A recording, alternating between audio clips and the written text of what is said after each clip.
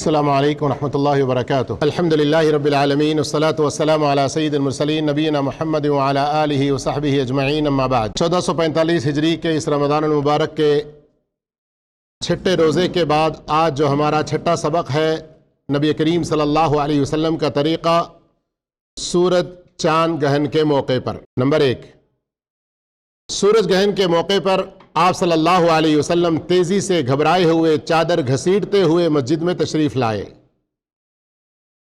صرف اتنے ہی الفاظ کافی ہیں کہ یہ سورج چاند گہن کو اللہ کے رسول صلی اللہ علیہ وسلم کس نظریے سے دیکھتے تھے، اور آج ہم لوگ کتنے غافل ہو گئے ہیں۔ سورج یا چاند گہن ہوتا ہے، نمازیں مسجدوں میں شروع ہوتی ہیں، لیکن ہم ہمارے اپنے دنیا کے کاروبار میں، ہماری اپنی مشغولیت میں، اپنے موبائل پر ٹائم پاس کرنے میں لگے رہتے ہیں۔ اور اللہ کے رسول صلی اللہ علیہ وسلم کا طریقہ کیا تھا؟ سورج گہن کے موقع پر آپ صلی اللہ علیہ وسلم تیزی سے گھبرائے ہوئے چادر گھسیٹتے ہوئے، انسان چادر کب گھسیٹتے ہوئے چلا جاتا ہے؟ جب اس کے اوپر اتنی ہیبت اور پریشانی ہوتی ہے، پتہ نہیں چلتا کہ اس کا کوئی کپڑا گھسیٹا بھی جا رہا ہے، اس کی طرف خیال نہیں ہے، اس سے بھی بڑی کوئی اور پریشانی کے عالم میں ہے۔ مسجد میں آنے کے بعد آپ نے فوراً 2 رکعت نماز پڑھی۔ اب اس نماز کا طریقہ کیا ہے، غور فرمائیے۔ پہلی رکعت میں سورہ فاتحہ اور ایک طویل سورہ بآواز بلند تلاوت فرمائی، اور پھر طویل یعنی لمبا رکوع کیا، پھر رکوع سے سر اٹھایا، اس کے بعد پھر قیام فرمایا، دیر تک کھڑے رہے اور قرآن کی تلاوت کیے۔ لیکن یہ جو دوسرا قیام تھا، یہ پہلے قیام سے کچھ کم تھا۔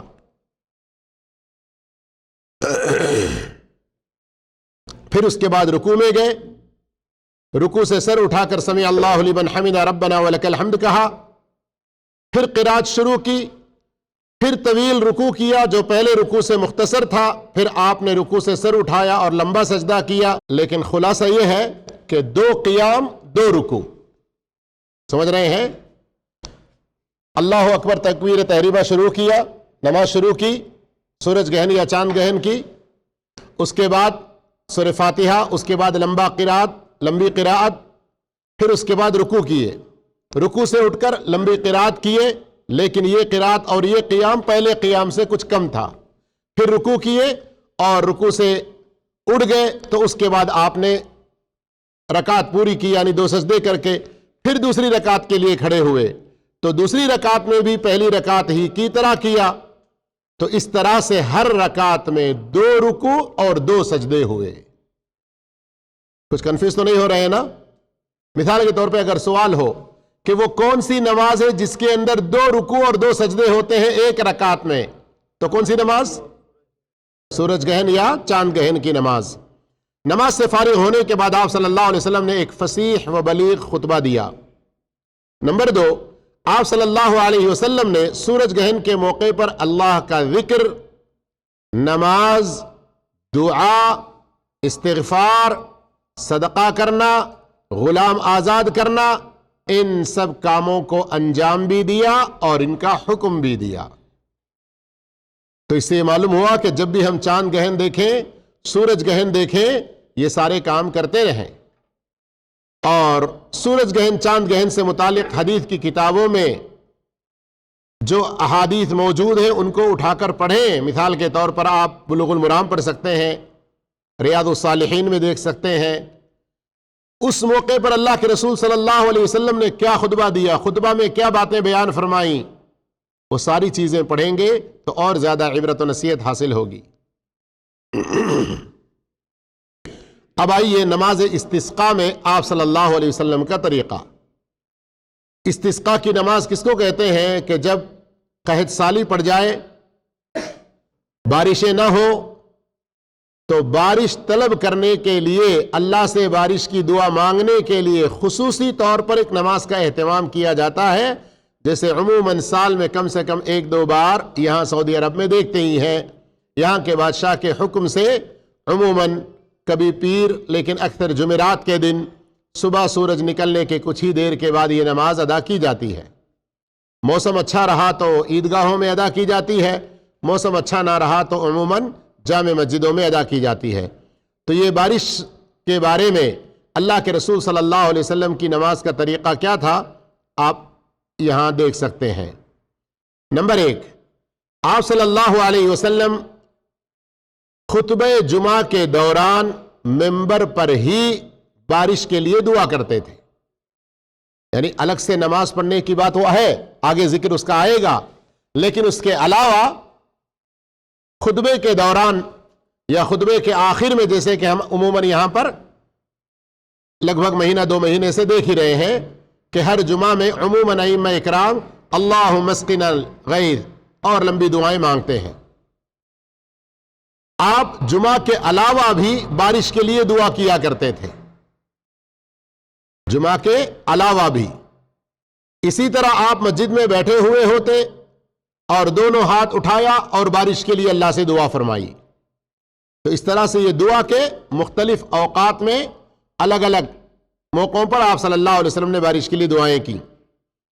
نمبر 2، آپ صلی اللہ علیہ وسلم بارش کے لیے جو دعائیں کرتے، ان میں سے کچھ جو حدیثوں میں آئی ہوئی ہیں یہاں مختصر پیش کر رہے ہیں۔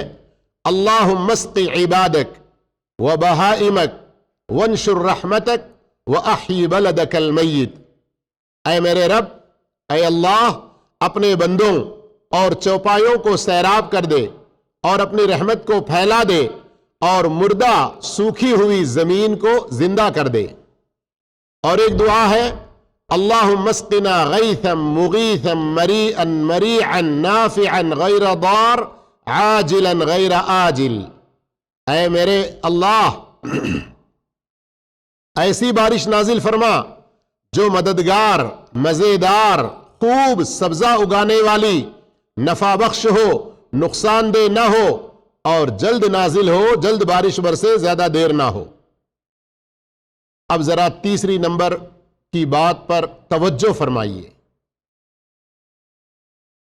ہم لوگ ابھی ان دنوں میں دن میں کسی بھی وقت میں بڑے گھنے بادل دیکھتے رہتے ہیں، ابھی مغرب سے پہلے بھی آپ دیکھ رہے ہوں گے۔ اللہ کے رسول صلی اللہ علیہ وسلم جب بادل دیکھتے یا آندھی کے چلنے کی کیفیت کو محسوس کرتے تو کیا ہوتا آپ کا عالم؟ غور کریں۔ آپ صلی اللہ علیہ وسلم جب بادل یا آندھی دیکھتے تو چہرے سے پریشانی کے آثار ظاہر ہوتے اور آپ آگے پیچھے ادھر ادھر چلتے ہوئے دیکھنے لگتے، یعنی آپ پر ایک ہیبت طاری ہو جاتی۔ جب بارش ہونے لگتی تو آپ کا خوف، گھبراہٹ دور ہو جاتا۔ کیوں ایسے ہوتا؟ کیوں ایسے ہوتا؟ جی ہاں، قوم عاد کے ذکر میں پڑھیے آپ لوگ، قرآن مجید میں بعض قوموں کا ذکر اللہ رب العالمین نے کہا۔ اللہ رب العالمین نے بعض قوموں کا ذکر کیا کہ جب بادل آئے تو انہوں نے کہا ھذا عارض ممطرنا، ارے یہ تو بادل بارش برسانے والا ہے۔ لیکن کیا ہوا؟ کچھ ہی دیر میں اس بادل سے اللہ کا عذاب برسا اور اس قوم کی تباہی کا سبب بنا۔ تو اللہ کے رسول صلی اللہ علیہ وسلم ڈرتے تھے۔ نمبر 4، آپ صلی اللہ علیہ وسلم جب بارش دیکھتے تو کہتے اللہم صیبا نافعا، اللہم صیبا نافعا۔ اچھا، آپ میں سے کسی کو یاد ہے بارش برس جانے کے بعد، ہو جانے کے بعد کیا دعا پڑھتے؟ اس سے پہلے کہ کچھ رمضانوں میں بتایا ہم نے، وہ سبق گزرے ہیں۔ مطرنا بفضل اللہ ورحمتہ، اللہ کے فضل اور اس کی مہربانی سے بارش ہوئی، یہ کہنا چاہیے۔ فلاں بزرگ کی کرامت سے ہوئی، فلاں تارا ادھر ہٹنے سے ہوا، اس طرح کی باتیں نہیں کرنا چاہیے، بلکہ کہنا چاہیے کہ اللہ کی رحمت، اس کے فضل و کرم سے بارش ہوئی۔ جب بارش ہوتی تو اس موقع پر آپ صلی اللہ علیہ وسلم اپنے جسم مبارک پر سے اپنے کپڑے کے کچھ حصے کو ہٹا دیتے تاکہ بارش کا پانی، مبارک پانی کچھ آپ کے جسم پر بھی گرے۔ اور عموماً یہ موسم کی جو پہلی بارش ہوتی نا اس موقع پر آپ صلی اللہ علیہ وسلم کرتے تھے، جیسا کہ کچھ دوسری روایتوں سے بھی معلوم ہوتا ہے۔ جب آپ صلی اللہ علیہ وسلم سے پوچھا گیا کہ آپ ایسے کیوں کر رہے ہیں کہ کپڑے اپنے جسم مبارک سے کچھ کپڑے کے حصے کو ہٹا رہے ہیں اور بارش کا پانی وہاں گر رہا ہے، تو آپ صلی اللہ علیہ وسلم نے فرمایا یہ اللہ کی تازہ ترین نعمت ہے۔ اللہ کی تازہ ترین نعمت پر ہم کتنا شکر ادا کرتے ہیں، اور شکر ادا نہ کرنے کا کیا برا انجام ہوگا۔ ہمارے استاد محترم فضیلت الشیخ مقصود الحسن فیضی حفظہ اللہ کا سورۃ الہاکم التکاثر کی تفسیر میں جو آخری آیت ہے نا، ثم لتسألن یومئذ عن النعیم، 5-7 منٹ میں 3-4 حدیثیں وہاں پیش کرتے ہیں، سنیے، بہت عبرت کی باتیں اس میں ہیں۔ نمبر 5، جب زیادہ بارش ہونے لگتی، اتنی زیادہ کہ اب اس کا نقصان ظاہر ہو رہا ہے، تو صحابہ اکرام اس بارش کے رکنے کے لیے آپ صلی اللہ علیہ وسلم سے دعا کرواتے۔ تو آپ صلی اللہ علیہ وسلم کیا دعا کرتے ہیں؟ اللہم حوالینا ولا علینا، اے اللہ اب یہ بارش ہمارے ارد گرد ہو، ہمارے اوپر نہ ہو۔ اللہم علی الضراب والآکام والجبال وبطون الاودیہ ومنابت الشجر، اے اللہ ٹیلوں پر، پہاڑوں پر، وادیوں میں، درختوں کی جڑوں میں یہ بارش کا پانی پہنچے، ہمارے اوپر یہ بارش نہ ہو۔ اور بخاری مسلم کے اندر اس سلسلے میں ایک لمبا قصہ بھی موجود ہے، پڑھ سکتے ہیں۔ اب آئیے میرے بھائیوں، ان دنوں میں نماز خوف کی ضرورت ہمیں پیش نہیں آ رہی ہے، لیکن ایک موٹے طور پر، معلومات کے طور پر اسے جاننا چاہیے۔ نمبر 1 فائدہ جاننے کا کہ اسلام میں حالات کے اعتبار سے کچھ سہولتیں دی گئی ہیں، لیکن نماز معاف۔ اور آج ہمارے جو لوگ نماز نہیں پڑھتے ہیں، ذرا نماز خوف کے بارے میں جو باتیں ہم آگے بتا رہے ہیں توجہ سے سنیے، کہ عین میدان جنگ میں دشمن کے سامنے ہے، لیکن پھر بھی نماز معاف نہیں ہے، اس کے طریقے میں تبدیلی ہے، رکعتوں میں کچھ کمی ہے، لیکن نماز معاف۔ طائف والے آئے، زکوٰۃ کے بارے میں کچھ تھوڑا سا گنجائش کے بارے میں بات کی، اللہ کے رسول صلی اللہ علیہ وسلم نے قبول کر لیا۔ یہ تو سال میں ایک بار دینے کی بات ہے، اب بات جو عذر پیش کرتے ہوئے اس کے اندر تھوڑی سی مہلت چاہ رہے ہیں، چلیے جب وقت آئے گا تو تب تک سمجھا سکتے ہیں، مشکل نہیں۔ لیکن نماز کے بارے میں بھی انہوں نے کہا کہ ہماری مشغولیتیں ہوتی ہیں، ذرا نماز میں چھٹی دے دینا۔ آپ صلی اللہ علیہ وسلم نے کیا فرمایا؟ وہ دین کوئی دین ہی نہیں ہے جس میں نماز نہیں ہے۔ تو آج ہم اپنے آپ کو مسلمان کیسے سمجھتے ہیں نماز نہ پڑھتے ہوئے؟ غور کریں ذرا۔ اللہ رب العالمین نے نماز کی چھٹی تو نہیں دی، لیکن اس کے اندر کچھ سہولتیں دیں۔ عین جنگ کے وقت میں نماز کا وقت آ جائے تو کیسے نماز پڑھنا ہے؟ تو عموماً حدیث کی کتابوں میں صلاۃ الخوف، خوف کی نماز کے نام سے جو ہوتا ہے، تو وہ میدان جنگ میں پڑھی جانے والی نماز، یعنی یہی 5 وقت کی نمازیں جو ہیں ہماری، جب جنگ میں ہیں، نماز کا وقت ہو گیا، کیسے وہ نماز پڑھنا؟ یہاں اس کے کئی طریقے ہیں، غور فرمائیں۔ نمبر 1 طریقہ، نماز خوف میں آپ صلی اللہ علیہ وسلم کی سنت طیبہ یہ تھی کہ جب دشمن آپ کے اور قبلے کے درمیان میں ہوتا، غور کریں یہ بھی ایک نکتہ، دشمن کدھر بھی ہو سکتا نا، اب اگر قبلے کی طرف میں ہی ہے دشمن، تو ایسے وقت میں کیا ہونا ہے؟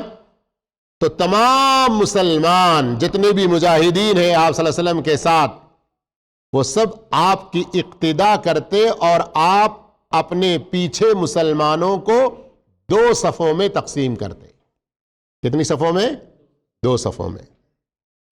آپ تکبیر کہتے تو وہ سب تکبیر کہتے، آپ رکوع کرتے تو وہ بھی رکوع کرتے، پھر آپ سر اٹھاتے تو وہ سب آپ کے ساتھ سر اٹھاتے۔ رکوع سے سر اٹھانے کی بات ہے نا. پھر پہلی صف کے لوگ آپ کے ساتھ سجدہ کرتے اور دوسری صف والے دشمن کے مقابل کھڑے رہتے. دشمن سامنے موجود ہے، ہم نماز پڑھنے میں لگے رہیں تو اس بیچ میں اگر وہ حملہ کر دیں تو کیا طریقہ؟ یہاں پہلے اس طریقے میں کیا بتایا جا رہا ہے؟ رکوع کے بعد جب آپ سجدے میں جاتے تو آپ کے پیچھے جو پہلی صف والے ہیں وہ آپ کے ساتھ سجدہ کرتے اور دوسری صف والے دشمن کے مقابل کھڑے رہتے.